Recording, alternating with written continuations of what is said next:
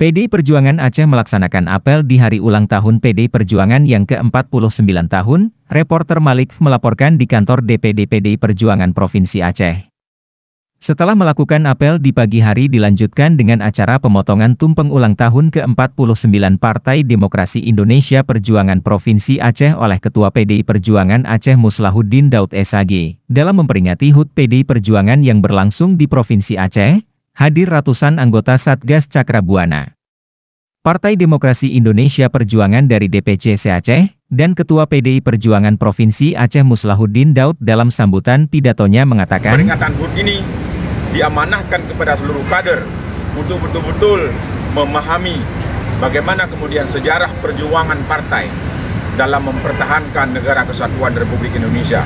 Dan kita semua sebagai kader siap menjalankan amanah-amanah dan perintah-perintah yang telah digariskan di bawah komando partai. Saya pikir demikian.